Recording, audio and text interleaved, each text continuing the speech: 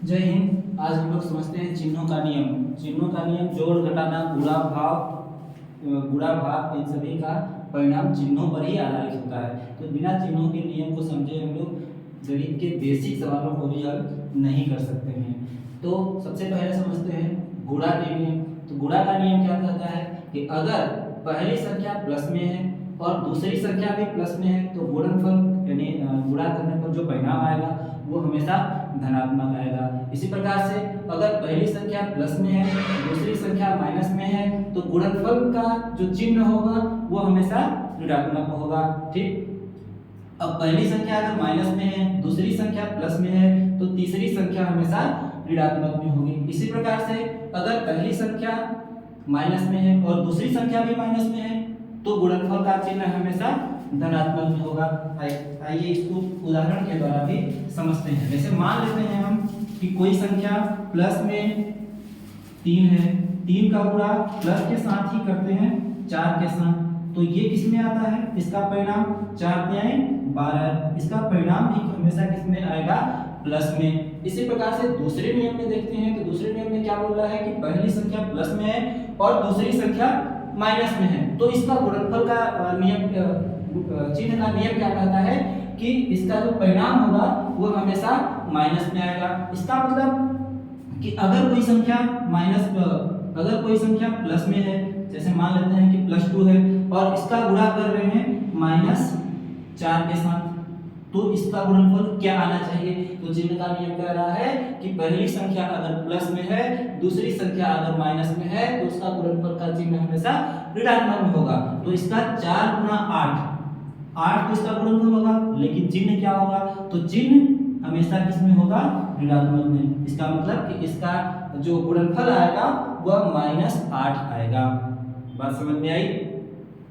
आगे देखते हैं कि अगर पहली संख्या माइनस में है और दूसरी संख्या प्लस में है तो क्या आएगा? तो पहली संख्या अगर माइनस में है दूसरी संख्या प्लस में है तो इसका गुणनफल भी हमेशा ऋणात्मक ही होगा।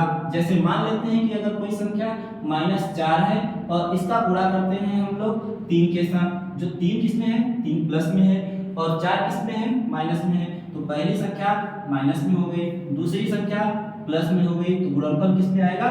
ऋणात्मक में। इसका मतलब कि इसका गुणनफल आएगा -12। इसी प्रकार से फोर्थ नियम कहता है कि अगर कोई संख्या पहली संख्या माइनस में है और दूसरी संख्या भी किस में है?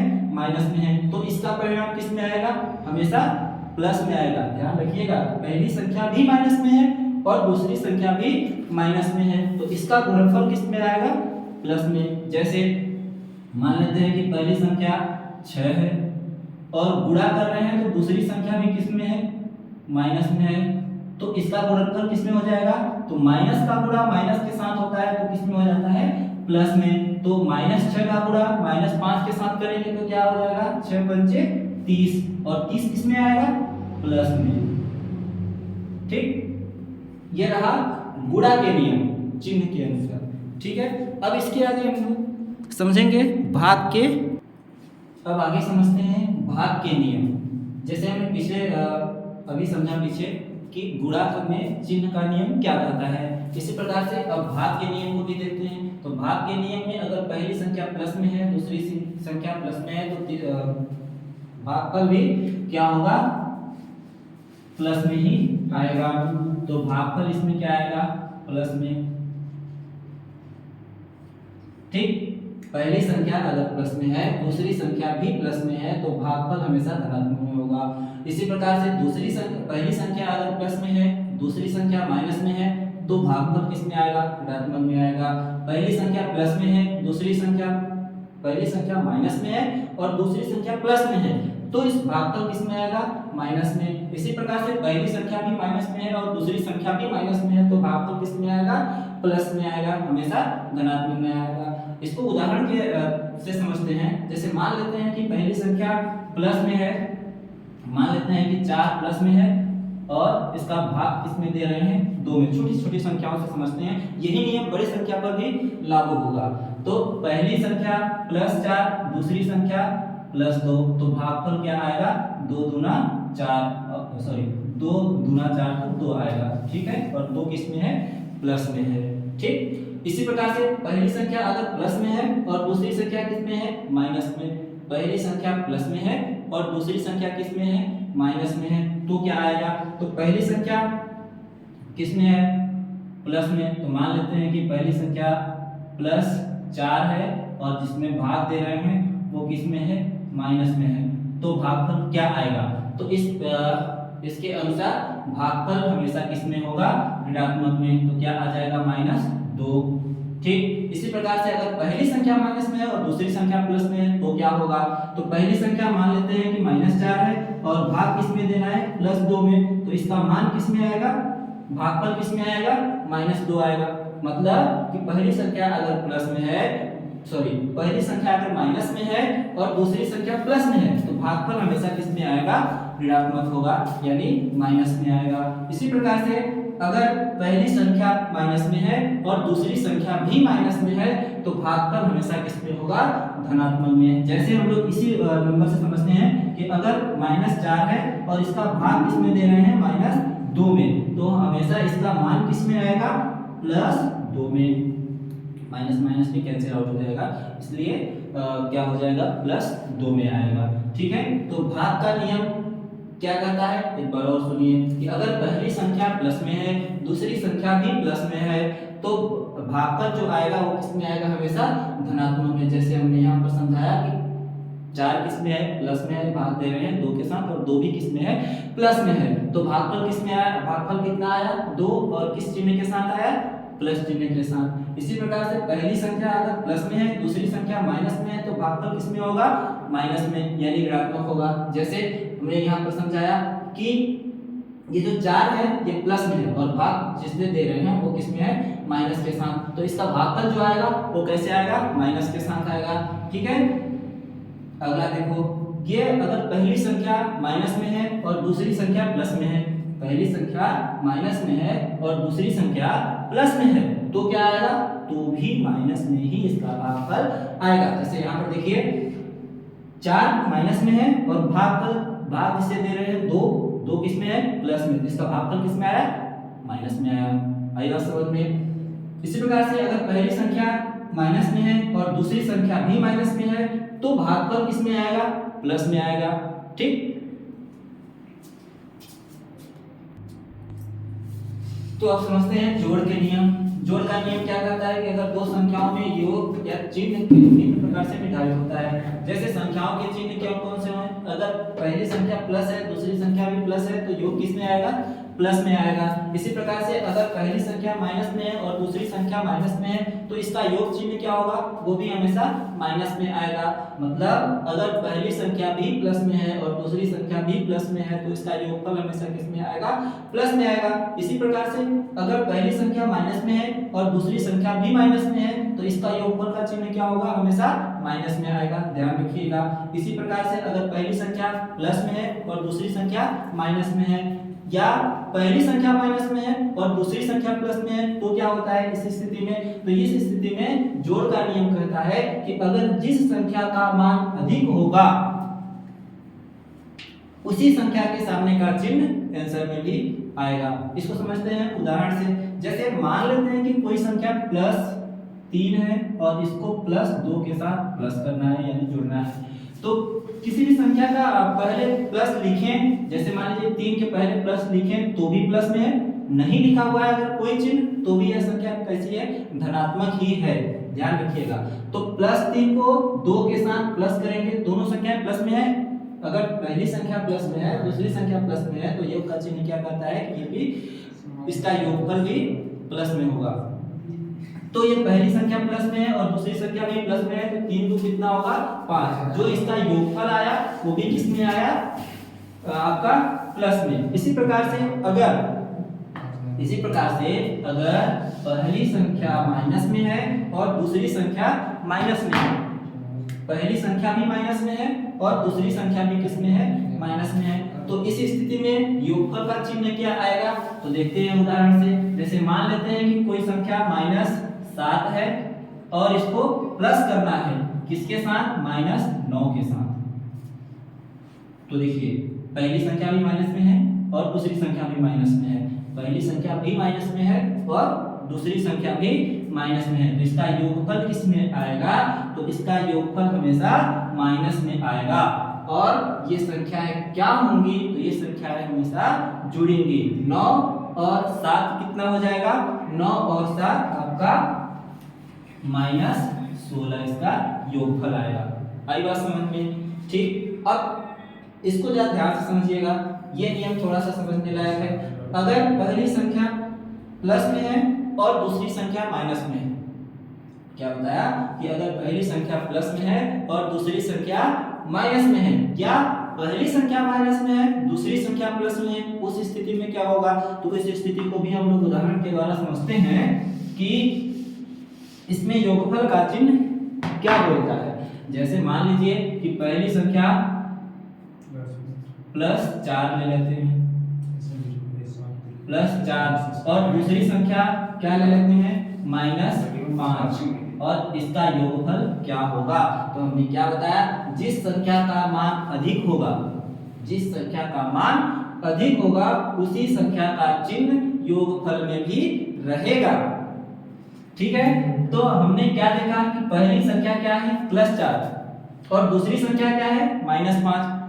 तो पहली संख्या 4 है और दूसरी संख्या -5, तो देखेंगे यहाँ कि 4 बड़ा है या 5 बड़ा है, तो कहेंगे आप 5 बड़ा है। तो बड़ी संख्या के सामने कौन सा चिन्ह है, माइनस का। तो अब बताइए ये जुड़ेगा या घटेगा, तो ये इसका मान घटेगा। क्यों घटेगा, क्योंकि हमने क्या बताया कि जो बड़ी संख्या के सामने चिन्ह है वही काम करती है, तो इसका मान कितना आ जाएगा, -1। क्या बात समझ में आई जी?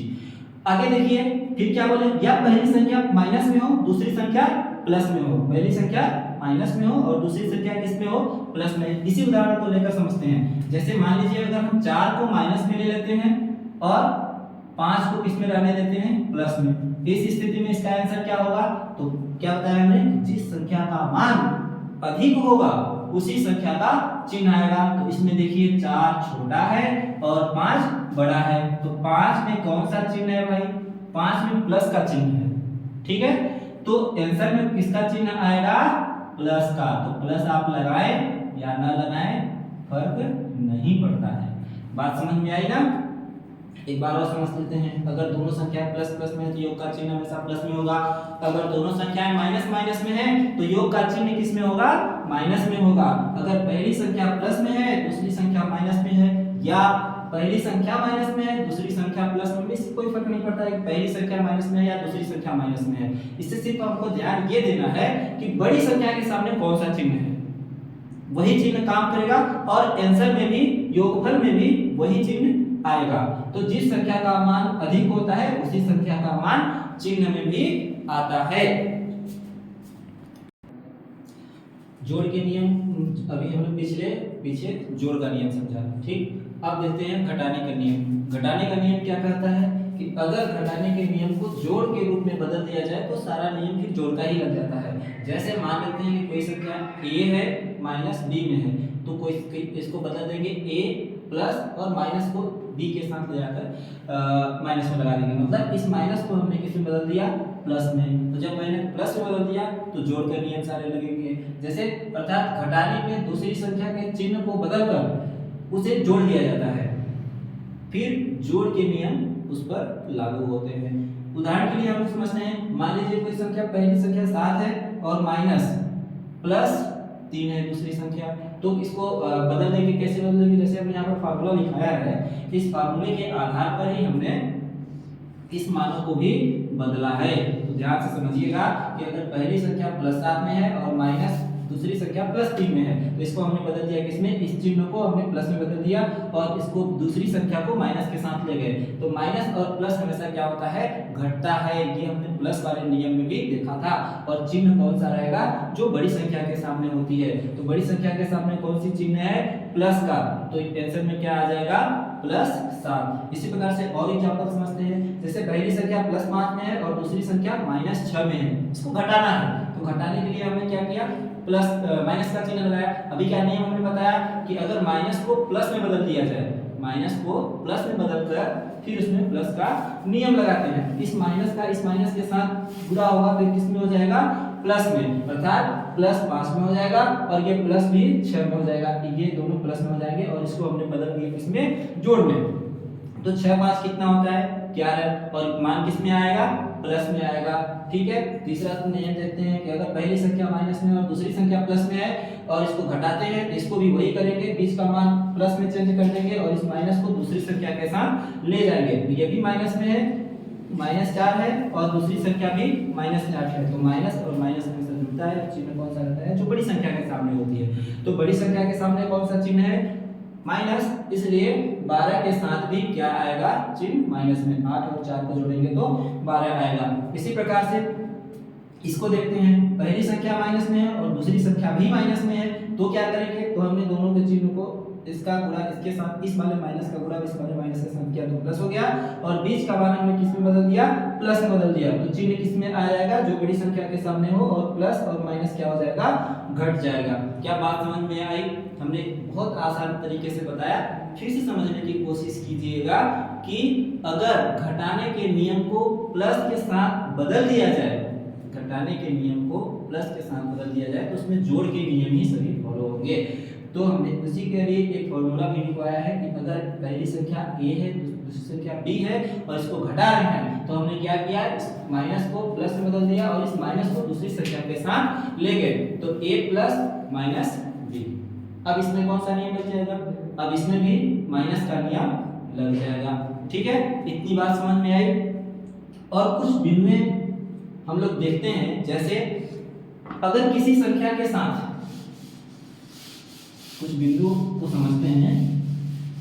अभी तो हमने गुणा, भाग, जोड़ और घटाने के नियम को समझा कि सभी में चिन्हों का नियम क्या करता है। इसी प्रकार से अब कुछ पॉइंट देखते हैं। अगर मान लीजिए किसी भी संख्या के साथ 0 को जोड़ा जाए तो क्या होगा, जैसे मान लीजिए हम लोग 5 में 0 को जोड़ते हैं तो आंसर कितना आएगा, 5। अब इस 0 के साथ चाहे माइनस हो या प्लस हो, इससे कोई फर्क नहीं पड़ेगा क्योंकि 0 का मान स्वयं में नहीं होता। इसलिए किसी भी संख्या के साथ अगर 0 को जोड़ा जाए तो उसके मान में कोई परिवर्तन नहीं होता है। आई बात समझ में। अब 0 का एक और नियम, जैसे मान लीजिए यहाँ पर हमने प्लस माइनस के साथ बताया कि 0 अगर माइनस में है तो भी वही आंसर आएगा और 0 अगर प्लस में है तो भी उसका मान वही आएगा, क्योंकि 0 किसी भी संख्या के मान को नहीं बदल पाता है। कब, जब वह माइनस में हो या प्लस में हो। लेकिन ध्यान से सुनिए, लेकिन अगर 0 का किसी भी संख्या के साथ गुणा किया जाए, 0 का किसी भी संख्या के साथ क्या किया जाए, गुणा किया जाए, तो क्या हो जाता है भैया, ये भी हो जाता है गोल। जैसे यहाँ पर 0 का पावर तो कुछ नहीं था, 0 अपने आप में 0 था, लेकिन जैसे ही इसका चिन्ह बदलकर किसमें आ गया, गुणा में, तो क्या हो गया, ये बहुत पावरफुल हो गया। अभी यहाँ पर इसके मान में कोई परिवर्तन नहीं कर पा रहा था, लेकिन यहाँ पर देखेंगे आप तो इसके मान को ही बदल दे रहा है। ये अपने दम पर सभी संख्याओं को क्या कर देता है, 0, चाहे संख्या कितनी भी बड़ी हो, चाहे संख्या कितनी भी बलवान हो, लेकिन अगर 0 के साथ उसका मल्टीप्लाई करें तो मल्टीप्लाई करने पर चाहे संख्या कितनी भी बड़ी हो उसको वो 0 बना देती है। समझ में आ गया। प्लस के साथ तो ये एकदम 0 है, 0 का मतलब बिना शक्ति का है, लेकिन जैसे ही इसका चिन्ह गुणा में आता है तो यहाँ पर क्या हो जाता है, ये इतना पावरमान हो जाता है कि सभी को 0 बना देता है। ठीक है, तो चिन्हों का नियम हमने सभी को समझाया। अगर ना समझ में आए तो एक बार फिर से शुरू से वीडियो देखिएगा तो समझ में आ जाएगी सारी बातें। बिल्कुल आसान तरीके से समझाया है और दिमाग लगाने की इसमें जरूरत है नहीं। इसलिए अगर एक बार में समझ में आए तो 2 बार 3 बार वीडियो देखेंगे तो बहुत आसानी से समझ में आ जाएगा। ठीक है, धन्यवाद।